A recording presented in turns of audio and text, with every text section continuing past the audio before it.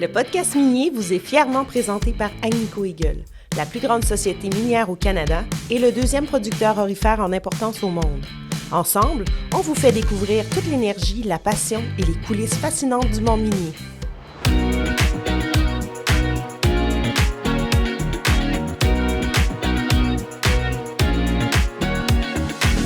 Rouillé est fier de présenter cet épisode du podcast minier.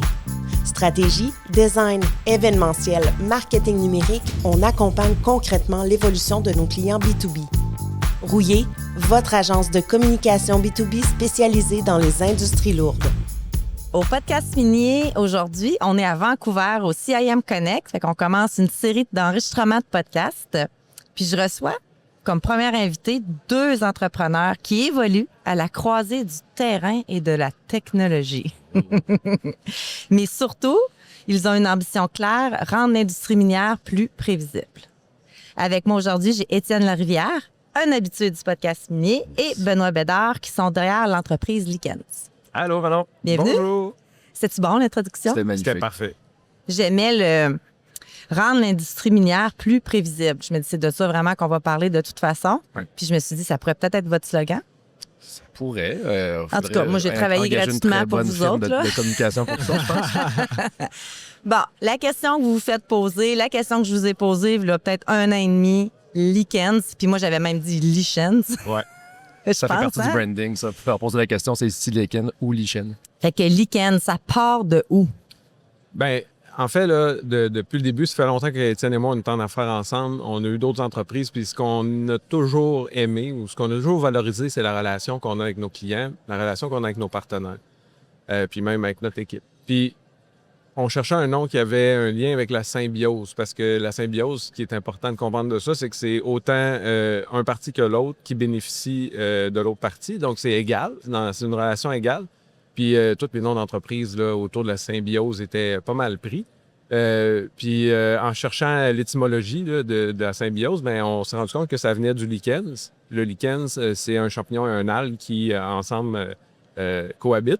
Puis, forcé d'admettre que c'était de ce Likens-là que le terme symbiose est né. Donc, les scientifiques n'étaient pas capables de déterminer lequel profitait le plus de l'autre. Donc, ils ont nommé ça la symbiose. Puis nous, c'est le genre de relation qu'on veut créer petit à petit avec nos clients, avec nos partenaires, puis avec notre équipe, puis que ça perdure longtemps dans le temps. Donc, Puis ça faisait bien parce qu'on a un aspect quand même important sur la partie environnementale. Pour nous, c'est très, très important. Fait qu'étant donné que c'est un organisme vivant, ben, ça faisait juste du sens de s'appeler comme ça. Tu as commencé, Benoît, en disant, on avait d'autres entreprises. Moi, je vous avais connu avec votre autre entreprise. Puis là, ben, en le mentionnant, c'est toujours ça qui arrive. On oublie le nom. Oui. Stellar. Oui. Ben, en fait, ça a été bip avant qu'on s'est C'est connus. ça. Ouais. Fait que si vous retournez dans les podcasts du début, je pense qu'Étienne, t'es mon 5e ou 7e. c'est moi, je pense qu'il c'est l'a moi qui l'ai fait. C'est toi qui l'as fait? Oui. Ouais. Ah, je pensais que C'est c'était qu'on est tellement Étienne. fusionnels que nos voix Ouais, se mélangent très bien. Aïe. Mais c'était au démarrage de BIP. C'était effectivement. Beep. Ouais. Ouais, exactement. C'était notre début dans l'industrie minière. Ouais. En fait, c'est là qu'on a découvert ça. Notre objectif dans BIP, c'était la détection des fuites dans les bassins de résidus miniers. Exact. Puis de là, ça a évolué beaucoup là, à travers ça parce qu'on a fait beaucoup de pivots. Mais effectivement, c'est de là que ça part. Puis effectivement, tu as raison, il y a Stellar dans l'histoire parce qu'on s'est fait acheter par Norda Stello assez vite. Puis Norda Stello a rebrandé l'application C'est mobile ça. pour Stellar. Ça fait 3 ans et quelques, plus que ça, 4 ans et demi. Puis que ça perdure chez Norda Stello. Puis dans le fond, on est bien fiers de ça parce que c'est quelque chose qu'on a bâti. Puis maintenant, ben, nous, on repart à notre compte pour développer l'industrie minière à un autre niveau. Là, ça fait quand même 1 an. Ça Plus fait que ça, ouais. Ça 2 fait ans, 2 ans et quelques. 3 mois. Ouais, on va dire ça comme ça. Quand vous avez décidé de partir Likens, vous aviez encore le focus de dire, ben on reste dans le secteur minier, on veut développer le secteur minier. Vous n'êtes pas dans d'autres secteurs. C'est quand même pas étrange, mais vous n'êtes pas des gars du secteur minier à la base. Qu'est-ce qui vous a attiré? Puis pourquoi vous avez décidé de dire, ben regarde, nous autres, ça, c'est ça notre niche, puis ça l'était aussi avec B, puis là, ça l'est avec Likens. Ben, en fait, quand on est sorti, nous, on avait Amotus avant, puis on a développé des technologies de pointe depuis plusieurs années. Puis en fait, une des choses qui nous a fait rentrer dans l'industrie minière, c'est de voir un ours dans des eaux rouges, justement dans des lacs environnants d'une mine. Puis on s'est dit comment qu'on fait pour avoir un impact positif avec au développement durable dans l'industrie, puis comment on est capable finalement d'optimiser en fait, le pouvoir des équipes en environnement. Puis quand on a vu ça, on s'est dit, bon, voyez-tu, ça c'est quelque chose qu'on veut travailler, on veut avoir cet impact positif-là. Puis cette hausse rouge-là, justement, on s'est rendu compte que c'était une digue d'un bassin de décantation minier qui avait cédé. Puis on s'est dit comment qu'on est capable de pouvoir avoir un impact là-dessus. Puis c'est là, en fait, comme Benoît a dit, on a développé une solution de détection, en fait, de membrane anti-usure pour des bassins de décantation, des bassins de résidus. Puis, de là, on a découvert une industrie super intéressante, une industrie qui veut changer, qui a de la difficulté à changer parce qu'il n'y a pas assez de personnes qui viennent les voir pour leur dire, regardez, vous pourriez faire ça, ça, ça. Puis ces gens-là sont occupés à déplacer de la roche puis à faire en sorte que la production fonctionne.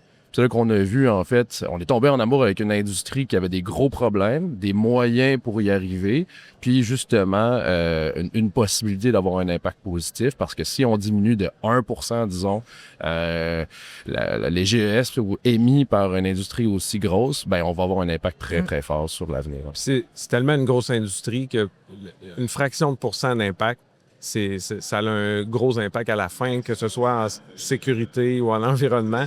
Donc, c'est vraiment une industrie qui nous appelle pour ça. Puis aussi, c'est une industrie où c'est l'humain. C'est une industrie de proximité, malgré que c'est des industries qui sont assez éloignées. Puis nous, ça nous parle beaucoup parce que c'est le genre de relation qu'on aime entretenir. Puis, Likens, depuis le début, on se déplace sur le terrain, on est sur place. Donc, ça nous parle beaucoup. Ouais. On veut savoir qu'est-ce que Likens veut dire, mais aussi sûrement qu'est-ce que vous faites poser comme question, c'est mais vous faites quoi? Ça mange quoi en hiver, Likens? Fait que je me suis dit, la meilleure façon, ça serait de nous amener à travers. Souvent, je pense que vous pouvez pas nécessairement toujours dire c'est avec qui vous travaillez. Peut-être essayer d'en trouver un que vous pouvez dire. Au pire, on le bip. Mais nous amener à travers une demande d'un client qui va vers vous, puis qu'il vous appelle. Puis même là, en le disant, je me dis, le monde ne doit même pas savoir qu'il y a un problème tant qu'il ne vous parle pas. Hein? Oui, c'est une bonne façon de voir les choses. Souvent, ils veulent faire des projets technologiques. Ils veulent faire de l'amélioration continue, puis ils ne savent pas toujours comment. Ils ont plein d'idées, puis ils ne savent pas vraiment par où partir, puis ils veulent se dire, parfait, c'est quoi les projets que je peux faire cette année? Puis là, ils ont toutes des super intentions, puis finalement, ils se retournent, puis ils ne voient pas personne à l'interne pour être capable de prendre en main ces projets-là. Puis c'est là, en fait, qu'on vient en ligne de compte. Fait que là, notre premier service, c'est de l'accompagnement technologique. Fait que c'est-à-dire de voir est-ce qu'il y a un roadmap technologique pertinent pour régler les plus gros problèmes, puis régler les low-hanging fruit qu'on peut justement avoir des gains rapides. Ça, c'est la première chose qu'on vient faire. Puis d'évaluer finalement le potentiel des problématiques, puis comment on peut le régler avec la technologie. C'est la première chose. Mais souvent, pour la mettre en place, ça prend aussi des gens pour faire de la gestion de projet. C'est là où est-ce qu'on vient justement prendre des projets clés en main en technologie chez les minières, chez les équipementiers, parce qu'on parle des minières, mais c'est l'écosystème minier, nous, qui nous importe. Fait que chez les équipementiers, chez les contracteurs, puis justement, à ce moment-là, on prend des projets clés en main pour les amener vers une implantation qu'on réussit. C'est une industrie qui a souvent des gros projets, puis ils se sont brûlés aussi à travers le temps dans des gros projets technologiques qui n'ont pas nécessairement mené à terme. Puis les joueurs dans ces domaines-là, sont tellement gros aussi qu'ils n'ont pas nécessairement la connaissance terrain toujours. Donc les mineurs ont beaucoup à se répéter. Puis c'est ce qu'on a essayé de vouloir amener, là, plus un confort. On parle votre langage, qu'on est capable d'aller plus vite, un peu plus dans la compréhension des problèmes puis dans les solutions qu'on peut avoir. Je vais prendre un client parce qu'il est public. La SFPPN, qui est dans l'écosystème minier, qui au fond, c'est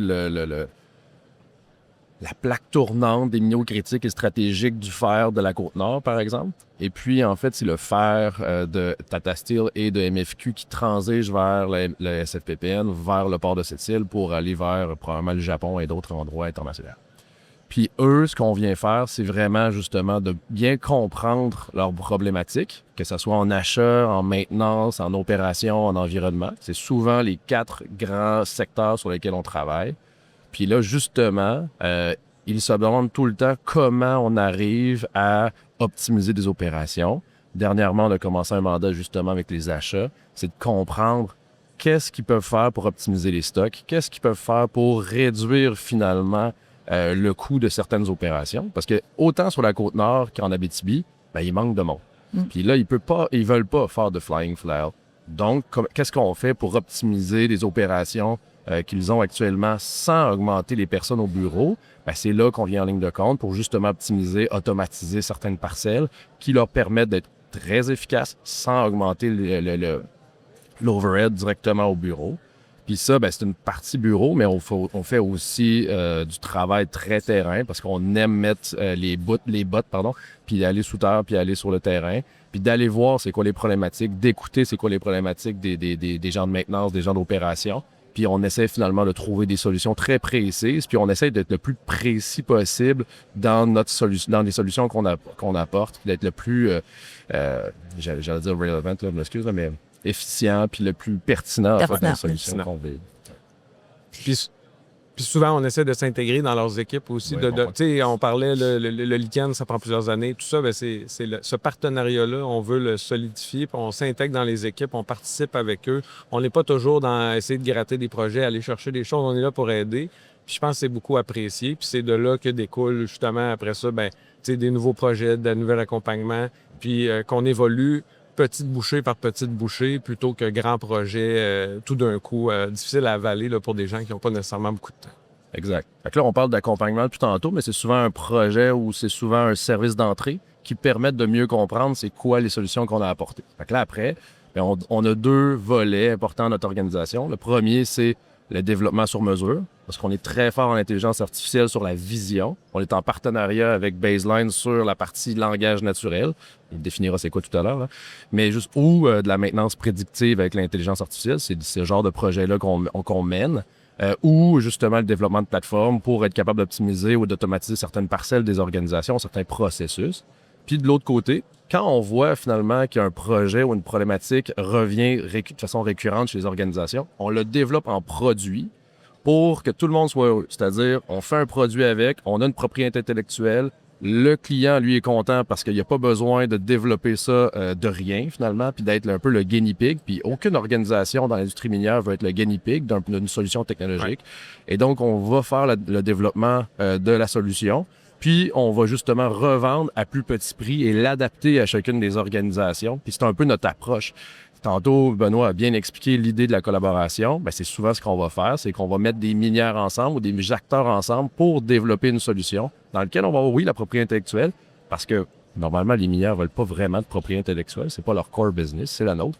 Puis, à ce moment-là, bien, ils veulent finalement partager leurs connaissances pour être capables de pouvoir ramener un produit dans plusieurs organisations puis de l'implanter correctement. Puis ça fait un partage du risque aussi dans le projet. Là, la minière prend moins de risques. Nous, on prend une portion du risque. Puis après ça, bien, ça permet aussi d'enlever les biais reliés à une organisation dans une solution. Quand il y a plusieurs organisations qui participent à l'évolution de celle-là, bien, ça permet d'amener les meilleures pratiques d'une organisation à une autre aussi parce que les bons coups, les bons points, ils peuvent se refléter dans le produit après. Mais tu sais, vous rentrez avec de l'accompagnement, avec le service, puis vous sortez ou vous restez encore plus longtemps, là, mais tu sais, avec un produit. Fait que vous êtes autant... Comme ça, on en avait parlé ensemble, là, mais vous êtes autant une compagnie de service qu'une entreprise de produits, là, en bout de ligne. Là. Absolument. Puis en faisant de l'accompagnement, on a toujours... C'est ça, des fois, peut-être qui est dur à comprendre pour les gens. « Hey, moi, j'ai fait affaire avec Likens, mais là, c'est en lien avec votre service. » Puis les autres, c'est, ben là, nous, on a eu un produit. Ouais. Tu sais, c'est là où peut-être, des fois, il peut y avoir de la confusion. Ouais, probablement. Puis nous, ce qu'on aime dire à ce moment-là, c'est de dire que l'accompagnement, ça fait en sorte qu'on a l'oreille sur les problématiques des clients puis on veut évoluer avec eux. Puis justement, en étant dans les organisations, en étant dans les opérations puis en étant dans les problématiques, bien, on s'ajuste. Puis oui, un produit, ça peut faire ça, mais par contre, c'est beaucoup plus intéressant d'adapter quelque chose à partir de l'accompagnement que d'un produit lui-même. Puis le produit, c'est souvent la finalité. Qu'est-ce qu'on peut prévoir aujourd'hui qu'on ne voyait pas avant? Tu sais, il y a comme... on parle de prévisibilité, vous arrivez là, les gens, souvent, ils ont des angles morts, vous popez, vous avez la donnée, vous êtes avec Baseline et tout, on a parlé des AI tantôt. Fait que là, vous autres, vous popez de la donnée, puis là, vous voyez des choses que probablement les clients ne voyaient pas, puis on est en mesure après ça de venir corriger, de venir prévoir qu'est-ce qui peut arriver. Mais est-ce que dans les dernières années, tu sais, vous avez été là avant, y a-t-il des choses qui popent plus qui popaient avant? La vision. Bien, il y a plusieurs aspects. Tu sais, il y a les écarts à la conformité, si on parle au niveau de l'environnement. Tu sais, être capable de ne pas se faire prendre à la dernière minute ou pas être surpris là, par des événements. être capable aussi de comprendre qu'est-ce qu'il y a des événements ponctuels que versus des tendances qui étaient à la hausse. Que ce soit pour des équipements, par exemple, de pouvoir détecter une défaillance ou pouvoir comprendre le comportement d'un équipement qui est Comment critique. tu vas faire ça, exemple, comprendre le comportement d'un équipement? Ben ça va beaucoup avec...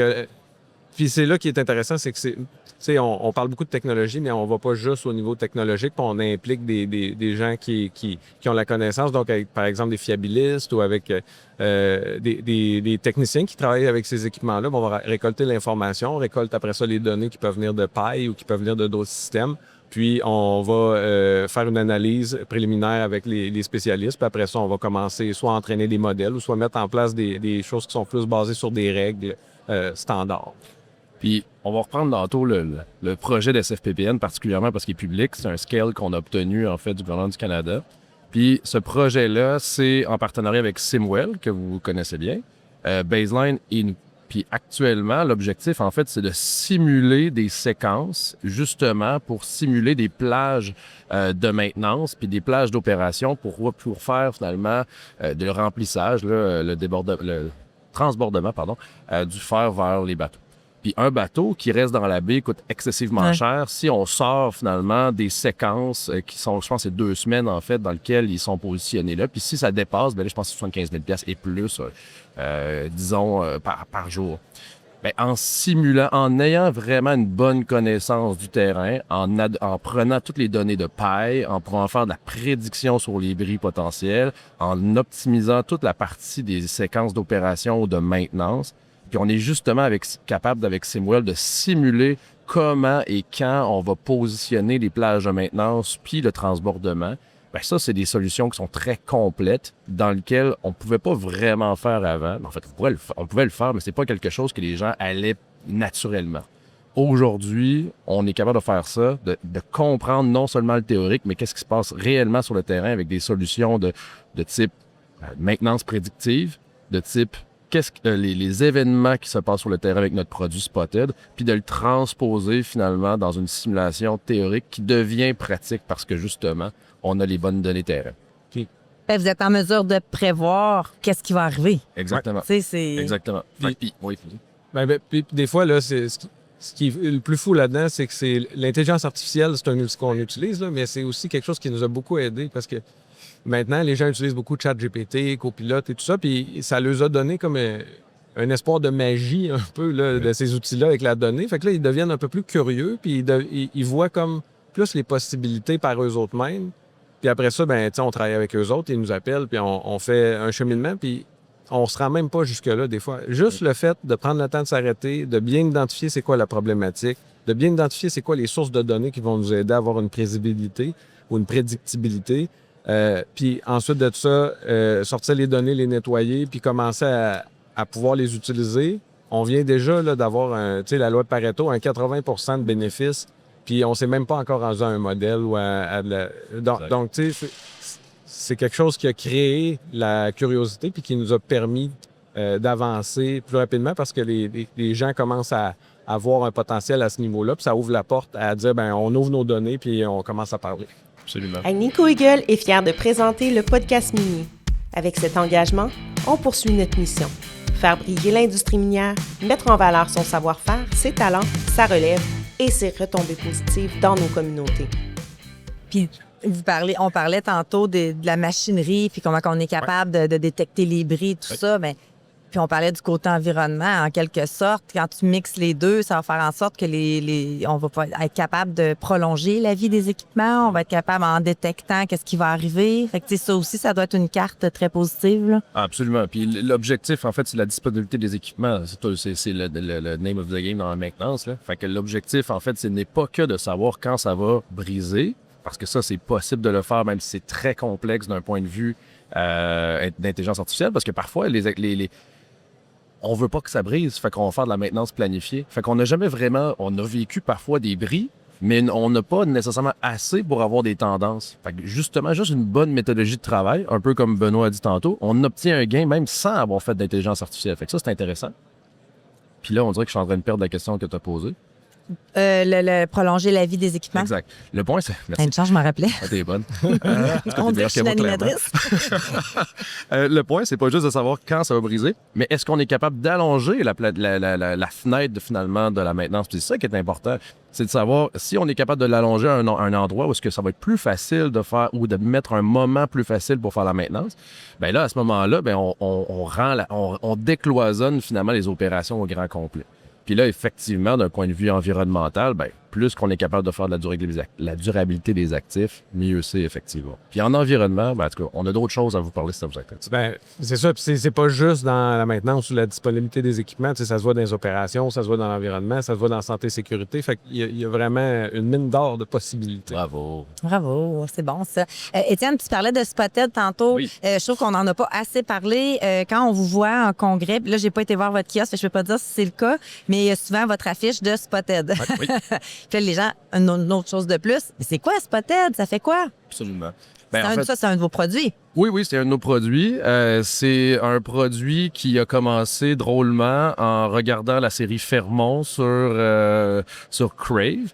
On s'est dit, mon Dieu, mais il travaille encore avec des radios. C'est un peu... La priorisation des événements, c'est peut-être pas magnifique. Fait qu'on s'est dit, comment, justement, on est capable de dispatcher, pour vous dire ce mot-là, les bonnes personnes aux bonnes places sur le territoire. Puis là, Benoît a eu l'idée, en fait, de faire une espèce de Waze pour l'industrie minière. Le Waze étant l'application pour les autos, là, pour la route. Puis justement, en positionnant... Pour les boomers, on va dire Google Maps. Google Maps. Maintenant, c'est vrai, t'as raison. On peut dire qu'il y a une police ici ou un trou là. Maintenant, c'est possible. Bien, justement. Fait que là, quand on s'est dit on peut faire ça, bien, c'est quoi finalement? On a développé une application mobile qui permet de pouvoir déclarer des événements sur le terrain à des endroits précis, autant hors terre que sous terre. Puis, ça fonctionne évidemment online puis offline, pardon. Puis justement, en ayant finalement toutes ces informations-là de qu'est-ce qui se passe sur le terrain en fonction des types d'événements, que ce soit un déversement, un problème d'accident, un bris, une grosse roche, avoir une mauvaise place dans une rampe, quelque chose du genre, bien à ce moment-là, rendu justement, les superviseurs peuvent être capables de mieux dispatcher leur personnel. Si par exemple, il y a de la grille à des mauvais endroits ou de la ventilation qui est brisée, qui est déchirée, bien souvent, le processus, c'était on prend l'information, on va parler à une personne, à mon superviseur, ou je vais écrire à un Teams quelque chose, puis finalement, ça peut se perdre comme information, puis ça peut prendre du temps avant que ça se règle. Bien justement, en ayant toutes ces informations-là qui sont colligées dans une application mobile, bien, on est capable de dispatcher les bonnes personnes. Fait que non seulement c'est de la déclaration terrain de ce qui se passe. Fait que là, dans le fond, il y a quelqu'un qui se promène dans la mine, il voit le grillage qui est dysfonctionnel, il dit « Spotted », puis on t'a donné. Exactement. Exact. Ça peut être... En fait, c'est n'importe qui se passe qui marche dans la mine. Oui. Ça peut être... Puis après ça, bien, on est capable de connecter ça à des systèmes, soit un Fleet Management System, soit un GMAO, soit un ERP, puis d'être capable de pouvoir créer finalement des tâches qui sont reliées. On peut le faire directement dans Spotted parce qu'on peut travailler directement dans la même application. Fait qu'on peut envoyer les bonnes personnes au bon moment, puis de générer des projets à partir de là, puis d'avoir des rapports d'inspection. Parce qu'on sait, tu sais, les systèmes de collecte d'événements, tout ça, dans différents systèmes de la mine, que ce soit en environnement, santé, sécurité, ça existe déjà. Tu sais, ils en ont déjà, mais c'est tout le temps un système pour une fonction, ou la plupart du temps. Puis ça devient étonnant. C'est quand même plusieurs systèmes à avoir différents sur un même tablette ou un même téléphone. Après ça, il faut que tu formes ces gens-là sur les différents systèmes. Fait qu'on s'est dit en même temps, mais ça va permettre de prendre ces événements-là puis les rediriger dans les bons systèmes parce qu'on veut pas remplacer tous les systèmes en place, mais au moins moins de formation. Puis l'interface utilisateur, on s'est organisé aussi pour que ça soit le plus simple possible. Tu n'es même pas obligé d'écrire si tu veux pas. Ça prend la voix, ça traduit la voix en texte, puis on garde la voix. Fait que s'il y a du bruit et tout ça, bien, on peut aussi l'avoir. Donc, on a vraiment essayé d'éliminer un maximum de manipulation parce que, tu sais, des fois, tu as des gants, tu as tes EPI, c'est difficile de gérer tout ça. Fait ça facilite aussi l'entrée que certaines autres applications qui sont utilisées dans la mine, mais que pour la collecte de terrain, c'est moins adapté. Bien, de pouvoir être aidé avec notre solution. Absolument. Vous êtes présentement à Vancouver avec Baseline dans votre kiosque. Oui. Vous en parlez souvent des partenariats que vous avez. Vous avez aussi ouvert un bureau à Rouyn-Noranda il y a quelques semaines, mois. En décembre. Décembre, tu sais, time flies, là, ça n'a aucun sens. Décembre. Puis vous êtes aussi en partenariat là-bas. C'est vraiment votre modèle d'affaires de faire de la co-création ou de développer des partenariats. Puis j'en parle parce que je me dis, il y a plein de potentiel peut-être de gens qui aimeraient travailler ou collaborer avec vous, qui écoutent. Fait que c'est peut-être quelque chose que vous pourriez expliquer un peu plus. Oui, absolument. Pour nous, c'est important. Puis dans le fond, nous, on est des gens qui comprennent bien la technologie, mais on veut des gens qui comprennent bien les métiers dans lesquels ils opèrent.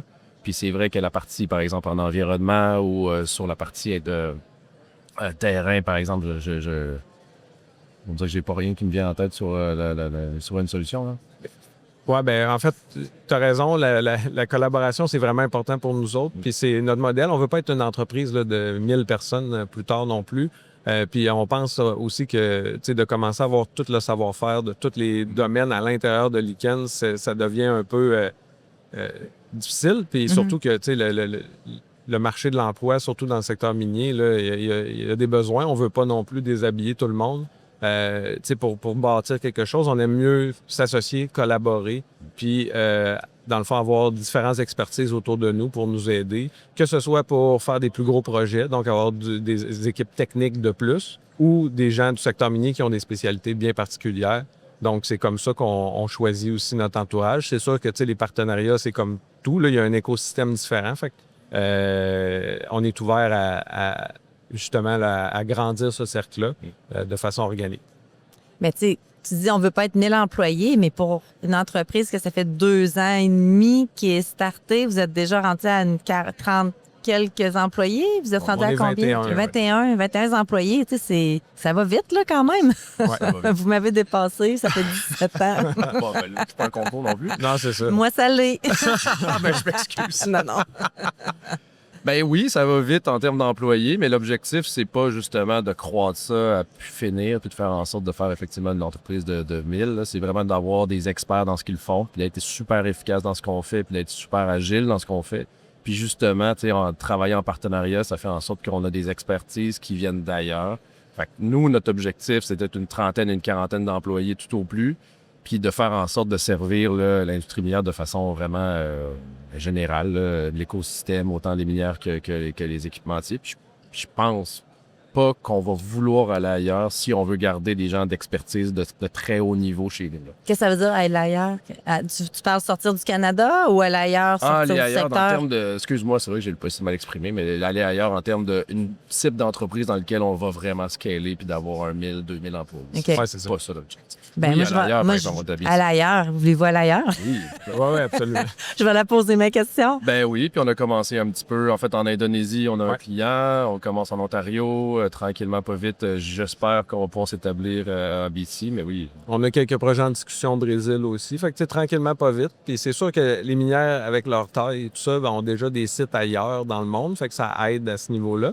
Mais sinon, on veut. Les minières ont souvent les mêmes problématiques. Puis souvent, des collaborations possibles aussi à l'international. On commence à avoir ces discussions-là sur des partenariats possibles.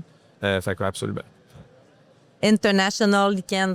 Ouais. Fait que, mettons, qu'est-ce qu'on peut penser j'allais dire dans 5 ans, mais c'est trop loin, 5 ans, ça va tellement vite. Vous allez tellement vite. Ouais. Mais qu'est-ce qu'on peut s'imaginer, là? Qu'est-ce qui s'en vient dans les 2 prochaines années? Ben, en fait, l'objectif, c'est d'être de plus en plus une entreprise de produits, moins en moins une entreprise de développement sur mesure. Ça, c'est clair et net. L'argent est là? Ben, l'argent est là, peut-être, mais l'objectif, en fait, c'est vraiment de... Tu sais, du développement sur mesure, c'est intéressant, sauf que l'affaire, c'est que c'est très time-consuming, c'est compliqué, puis en fait, le point, c'est que on sait que les problématiques, comme Benoît l'a dit, sont réplicables, sont répétables souvent dans l'industrie. Fait qu'on commence, ça fait quand même un bout de temps, là, mais on comprend très bien les problématiques. Puis justement, l'objectif, c'est de faire plein de petites solutions qui sont très précises à des problématiques X. Je vais en donner une, par exemple, la création de procédures. Tout le monde a ce problème-là. Le fait que des gens sont un peu plus vieux puis partent à la retraite sans donner finalement leur connaissance directement à l'organisation. Ouais. Ça, là, c'est une petite problématique, mais qui est immense, en fait. Puis le fait que l'exode des cerveaux, c'est ce que j'aurais dû dire, est très important. Il y a un impact très important. Ben, ce qu'on a fait, c'est qu'on a développé une petite solution qui permet de pouvoir capter avec une caméra la création d'une procédure automatique. Donc là, on peut prendre les procédures, puis de les mettre dans les gammes pour justement faire les travaux ou justement passer le travail à une personne qui est un peu plus junior. Ben, c'est un exemple, ça, d'un point très précis qui, au final, ben, va aider à une problématique majeure. Un autre point... Hey, mais excuse, juste parenthèse, mais pas parenthèse, là, mais ce que tu viens de décrire, nous, nos clients, je pense qu'ils vivent ça. À chaque fois qu'on rentre chez un client, même rouillé, même chez nous, là, le transfert de connaissances, c'est vraiment ardu, là. Mais quand on rentre chez nos clients, puis on voit l'âge des fois de l'équipe de direction, puis là, on met en place, on fait pas du tout ce que vous faites, on est une agence de com, mais on dit comment vous allez faire pour transférer toute la connaissance de Bob, là, comment vous faites pour le transférer? Fait que, ça pourrait être un bon. Des fois, on se disait, il va falloir éventuellement qu'on se rencontre un peu plus, mais ça, c'est quelque chose que nous, on pourrait vraiment discuter avec nos clients. Là. Absolument. Vraiment. Puis ça, je pense que c'est quelque chose de majeur. Puis là, ben, je n'aimerais pas les noms, mais à toutes les fois, la blague, c'est de dire qu'on va mettre le nom d'une personne qui va être le nom de l'outil. Puis là, j'ai plein d'exemples, je peux pas en parler, mais j'ai plein d'exemples de noms qu'il se positionne en disant « OK, ça va s'appeler Georges, par exemple. » C'est un faux nom, là, c'est mais bref, Georges, ça va être cette application-là parce que justement, l'idée, c'est de faire le transfert de connaissances. Puis ça, c'est super important. Puis tu sais, tu parlais du modèle plus produit, plus service, mais tu sais, notre objectif à la fin, c'est de régler des problématiques existantes. Puis les minières puis même l'écosystème minier, généralement, des problématiques très similaires. Fait que c'est pour ça qu'on productise un peu la solution. Puis si on veut rester une plus petite équipe, ben c'est sûr que c'est plus efficient de garder une propriété intellectuelle qui grandit puis qui devient des produits que dire ben on a de plus en plus de projets, donc on va rajouter de plus en plus de monde, donc on va avoir besoin de plus en plus de projets, puis c'est comme une roue qui est infinie. Fait qu'on aime mieux garder une équipe plus proche, une qualité de relation dans l'équipe aussi plus saine. Puis avec nos clients aussi, prendre le temps de bien s'occuper d'eux, puis de pas être tout le temps à course. Puis Mais je pense que c'est important d'avoir une vision, puis de savoir où est-ce qu'on s'en va avec notre entreprise. Puis c'est là que ça te permet de mettre, de savoir comme combien d'employés qu'on veut. Ben si on veut si on se dit on veut pas avoir plus que 30 employés, ben côté produit, de sur mesure, tu peux moins en faire aussi. Fait que ça te permet de faire des choix plus éclairés, là, parce que, les gens entrepreneurs que je peux rencontrer, quand on n'a pas de vision, c'est tough de prendre les bonnes décisions pour le futur. Surtout quand il y a de la vague. Quand il y a de la vague, c'est... L'insécurité, puis... Absolument. Il y a un projet que j'ai le goût de parler, là, c'est notre projet Enviro. Enviro, justement, tantôt, on parlait de collaboration, puis je pense que ça vient pas mal remplir pas mal toute la question. Enviro, c'est un projet qui provient d'une personne qui est juste ici en arrière, Émilie Bélanger, qu'on aime bien d'ailleurs, puis qu'elle a dit, moi j'ai une idée... GCM Corpo. Oui, c'est vrai, on va plugger. Enviro Synergie. D'ailleurs, le mot Enviro provient de la partie d'Enviro Synergie. Puis justement, elle dit, moi j'ai travaillé dans l'industrie de façon... depuis très longtemps, puis mon objectif, en fait, ça aurait été de justement être capable de suivre les autorisations environnementales, qui n'est pas simple de faire, parce que les organisations qui ont des CA, bien, souvent, le président ou le directeur général de la mine y va, mais il amène toujours la personne d'environnement parce que c'est tellement compliqué, il y a tellement de choses à présenter au CA que, justement, ils n'ont pas le choix d'y aller. Puis, il n'y avait rien ou presque pour opérationnaliser toute la partie des exigences d'une autorisation environnementale. Ben, Émilie puis moi, puis notre gang, là, on a commencé à travailler justement à développer un système de suivi des exigences qui proviennent des autorisations environnementales. Fait que ça, c'est un exemple super simple. Puis actuel, puis ce qu'on en a fait, on en a fait un projet collaboratif. On a mis sur la table ce projet-là, puis on l'a présenté à plusieurs minières. Puis il y a plusieurs minières qui ont dit « OK, parfait, on split le coût, puis on en fait un produit. » Puis ça s'est vraiment fait, en fait. Puis actuellement, on a quelques minières, un port en plus, qui a embarqué là-dedans parce qu'on s'est rendu compte que la problématique était exactement la même chose. Puis actuellement, on travaille à développer une solution qui est très nichée, mais qui est très importante justement pour l'opérationnalisation des exigences. Puis c'en est un exemple super intéressant, ça. Une fois qu'on va l'avoir, ben il y a des surintendants des environnements des mines disent tout le temps, ben ouais, quand ça va avoir fini, là, j'ai d'autres mondes à te présenter. Ça fait en sorte que justement, cette solution-là qu'on est en train de développer pour plusieurs organisations, ben, pour pouvoir justement se répandre, puis on fera plus de développement sur mesure sur ce genre de choses-là. On va adapter, par exemple, mais ça va justement être une solution qui pourrait être placée à peu près partout, et ici et au Canada, d'ailleurs. Fait qu'on vise vraiment des problématiques que tout le monde a quand on commence à faire de l'investissement dans des produits. Puis on a même commencé des activités avec l'aspect plus consultation où on prend une partie de l'équipe, là, des gens sélectionnés ou des fois même toute l'équipe. Puis on prend les gens des départements opérations, maintenance, environnement des minières. Puis on fait une genre d'activité dans laquelle eux nous présentent leurs problématiques les plus importantes. Puis nous, notre équipe vient proposer des solutions.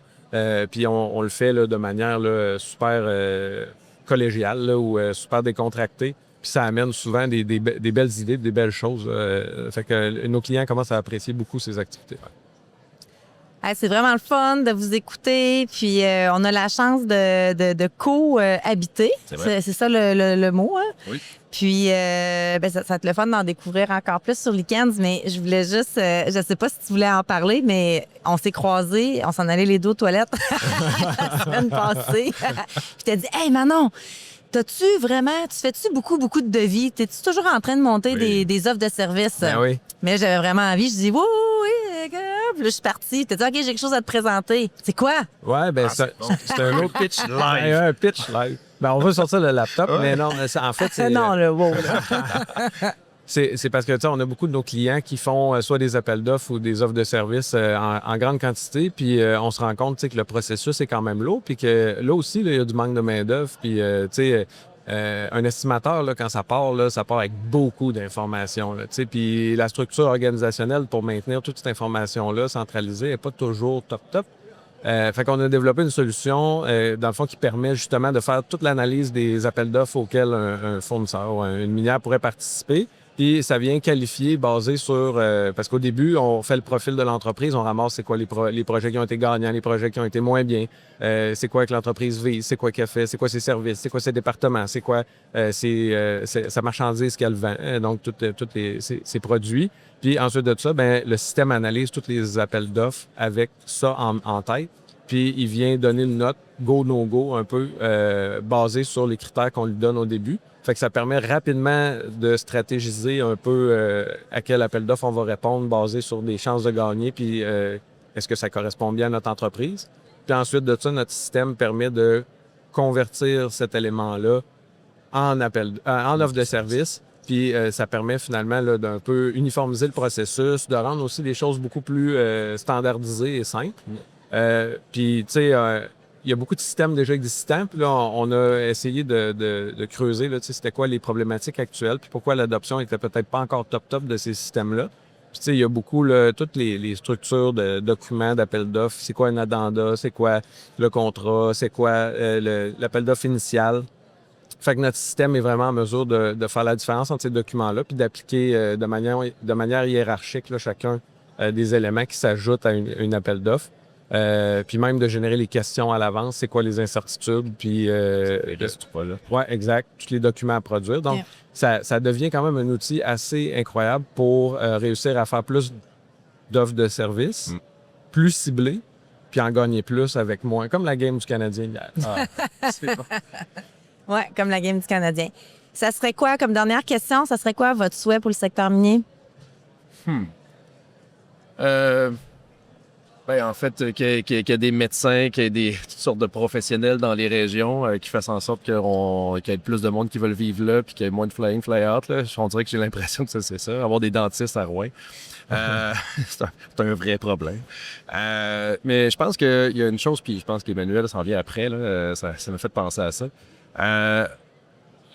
J'ai l'impression que, puis là, ben, c'est un peu aussi ton travail avec elle, j'imagine, mais c'est de faire connaître l'industrie minière puis de faire en sorte que de faire voir les opportunités pour que les gens aillent en région puis comprennent la valeur de ce qu'on a dans notre cours. Je pense que c'est ça le plus grand souhait qu'on a à leur offrir, faire en sorte que les régions grandissent puis ne perdent pas leur monde parce qu'il y a tellement des beaux défis dans ces régions-là. Que je leur souhaite juste du bon monde puis faire en sorte que la belle valeur qu'on a dans notre sous-sol, en fait, au Québec, se fasse valoriser, tout simplement. Ouais. Très bien dit. C'est un domaine, tu sais, qui est tellement magnifique, qui est mal connu. Je pense qu'il y a il y a un paquet d'histoires historiques sur ce domaine-là.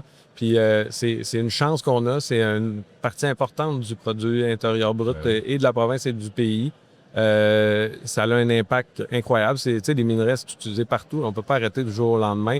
Puis au Canada, au Québec, on a une expertise certaine là, dans ce secteur-là. Puis je pense qu'il faut la valoriser encore plus. Puis il faut donner les ressources à cette industrie-là du mieux qu'on peut. Puis encore là, se démarquer mondialement par une industrie qui est plus durable, puis qui est plus aussi innovante. Étienne, j'allais dire Bernard. Mais ça m'arrive souvent. Ben, il y en a plein qu'on connaît. Sais-tu Là. pourquoi? Ils sont super sympathiques. Benoît, À c'est cause parce de mon nom de que ton famille. nom de famille. C'est ça. Puis tantôt, je l'ai dit, j'ai dit Bernard. Puis là, Jade a dit Manon, ils sont dans nos bureaux, là. C'est pas le nom à Benoît. Je dis, Benoît non. va avoir son petit name tag. Benoît, Bernard. c'est à cause de son nom de famille, Bédard. Bédard, Bernard. Mais je te comme... rassure, correct. ça m'arrive souvent. Oui, hein? Ouais, pas la seule. OK. En tout cas, Moi, s'il y a quelque chose Étienne, à tout le couper, monde on va s'en va. couper ce bout-là dans le podcast. Mais non, C'est ça de fait bloopers. naturel. De bloopers. À Noël, vous allez être dans notre truc de Noël, bloopers. Ah, Ça a amené une sucre de Père Noël, mon Dieu. Hey, merci. Merci, Puis bon, merci beaucoup, bon Manon. congrès. C'est gentil. Merci. Faire entendre une industrie qui nous échappe. Voilà le cœur de ce projet qu'on porte avec Agnico Eagle. Ensemble, on démystifie, partage et rend possible cet univers qui nous passionne. Et l'aventure continue. On se retrouve dans le prochain épisode.